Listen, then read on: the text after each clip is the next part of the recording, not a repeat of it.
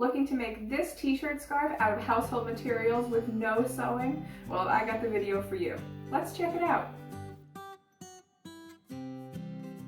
Hi there, I'm Michelle with the Goffstown Public Library, where I'm an adult services librarian. My job is to bring the information you want or need to you when you want or need it. And even though I'm not physically in the library today, I hope I can do just that, which is why I'm coming to you for another how-to video. How to make upcycled t-shirt scarves. To make a scarf like this, we need very few materials. First and foremost, you will need a t-shirt. This is the one I'm using today. You'll also need a pair of scissors. And you might find it helpful to have a permanent marker and a ruler. Let's get started. Our first step is to cut along the imaginary line between the armpit seams. It might help to draw a line with the ruler and a permanent marker so you know where to cut. I'll go ahead and cut along that line. We'll set the sleeves and the neck aside for maybe a different project. Next, cut the seam off. You can use the stitches as the guide for your scissors.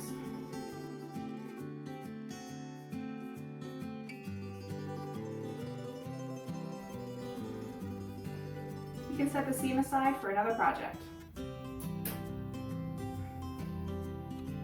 Now you'll have a tube of t-shirt material. We're going to lay that on our table as flat as we can.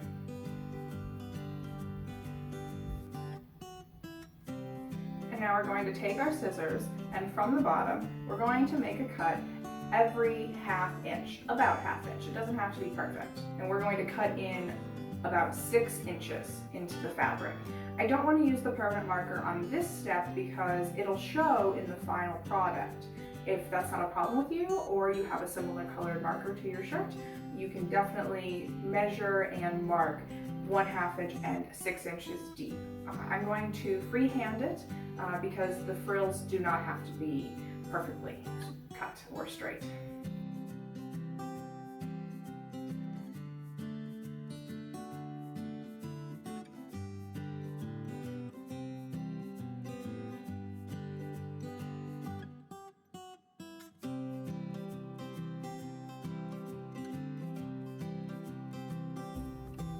Great, and here you can see all the fringe that I've created.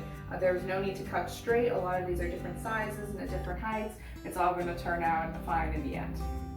So the next step I'm going to do is I'm going to take one piece of fringe and I'm going to lightly tug on it to elongate the piece of t-shirt yarn, and then I'm going to do that for every single strip. So here I pull tightly and pull. The t-shirt yarn curls in on itself and elongates. And I'm going to continue doing that until all the fringes have been pulled.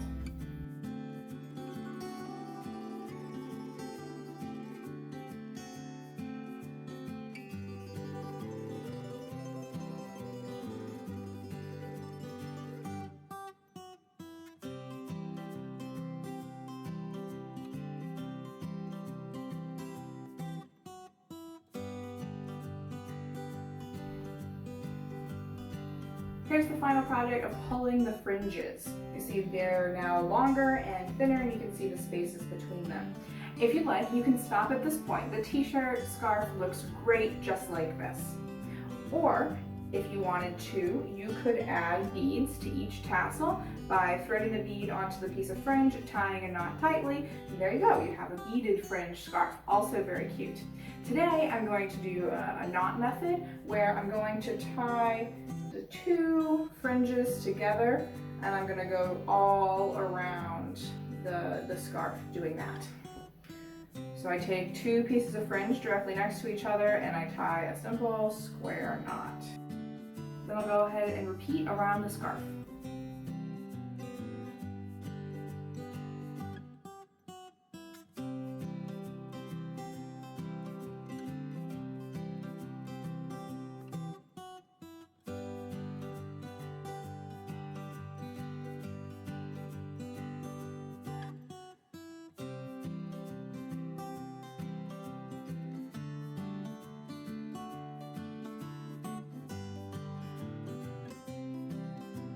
Here we have the knots tied in the fringe. You can see how the scarf has kind of started to bend in. I'm going to go ahead and stretch that out. You are going to hear some cracking in the fabric. It's just small rips as the t-shirt expands. There we have the dip is significantly diminished. Okay, so the next step is again to tie adjacent fringes together. So here I have one knot and here is another knot. I'm going to take the right hand strand on one and the left hand strand on the other and tie a knot together about halfway in. You can see in the scarf I'm wearing that it'll make a V and come together in a knot. I'm going to go ahead and do that right now.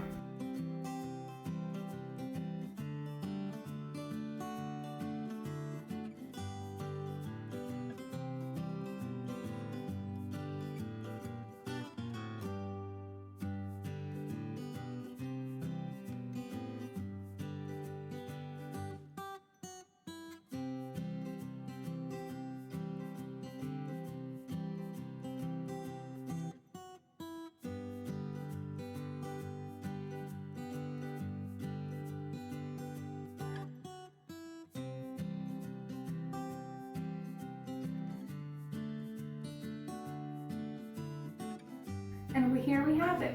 Here's our scarf tied with a knot at the bottom of the main cowl and a knot in the middle of all the fringe to give it a triangle look. That's really nice decoration. All that's left is to try it on. Well, I think I'm really gonna like that. Thanks for watching. Did you follow along? Please leave a comment below about what your experiences were. Or let me know what crafts you've been making this week. I'd love to see what you're interested in, and I'm always on the lookout for new crafts to try. If you're the same, you might be interested in Creative Bug, the library's database of crafting classes. Creative Bug is free with your library card and provides you hundreds of videos by master crafters, plus a community of like-minded creatives.